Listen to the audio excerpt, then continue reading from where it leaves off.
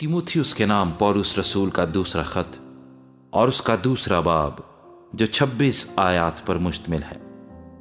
बस ऐ मेरे फर्जंद, तू उस फजल से जो मसीह यस्सु में है मजबूत बन, और जो बातें तूने बहुत से गवाहों के सामने मुझसे सुनी हैं उनको ऐसे दियानतदार आदमियों के सुपुर्द कर जो औरों को भी सिखाने के काबिल हों। मसीह यस्सु के अच्छे सिपाही की तरह मेरे साथ दुख उठा। कोई सिपाही जब लड़ाई को जाता है अपने आप को दुनिया के मुआमिलों में नहीं फंसाता ताकि अपने भर्ती करने वाले को खुश करे। दंगल में मुकाबला करने वाला भी अगर उसने बाकायदा मुकाबला ना किया हो तो सेहरा नहीं पाता। जो किसान मेहनत करता है पैदावार का हिस्सा पहले उसी को मिलना चाहिए। जो मैं कहता हूं उस पर गौर कर, क्योंकि खुदावंद तुझे सब बातों की समझ देगा। यीशु मसीह को याद रख जो मुर्दों में से जी उठा है और दाऊद की नस्ल से है, मेरी उस खुशखबरी के मुआफिक जिसके लिए मैं बदकार की तरह दुख उठाता हूं, यहां तक कि कैद हूं, मगर खुदा का कलाम कैद नहीं। इसी सबब से मैं बरगुजीदा लोगों की खातिर सब कुछ सहता हूं, ताकि वो भी उस निजात को जो मसीह यस्सु में है अब्दी जलाल समेत हासिल करें। ये बात सच है कि जब हम उसके साथ मर गए तो उसके साथ जिएंगे भी। अगर हम दुख सहेंगे तो उसके साथ बादशाही भी करेंगे। अगर हम उसका इनकार करेंगे तो वो भी हमारा इनकार करेगा। अगर हम बेवफा हो जाएंगे तो भी वो वफादार रहेगा, क्योंकि वो आप अपना इनकार नहीं कर सकता।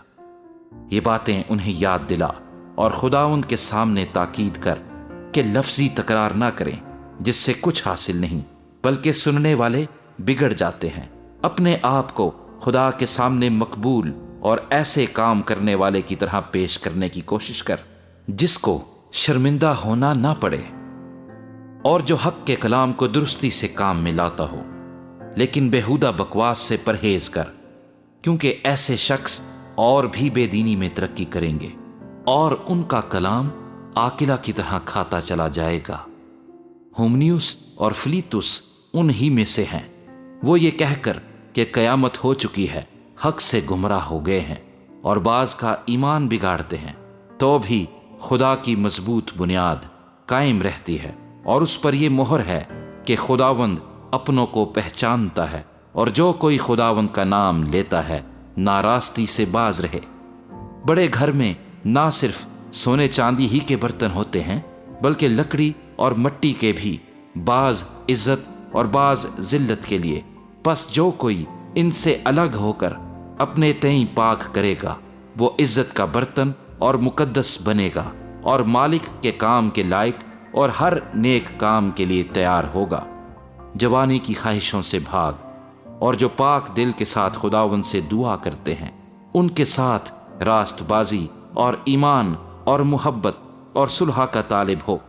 लेकिन बेवकूफ़ी और नादानी की हुज्जतों से किनारा कर, क्योंकि तू जानता है कि उनसे झगड़े पैदा होते हैं, और मुनासिब नहीं कि खुदावंद का बंदा झगड़ा करे, बल्कि सबके साथ नरमी करे और तालीम देने के लायक और बुर्दबार हो, और मुखालिफों को हलीमी से तादीब करे।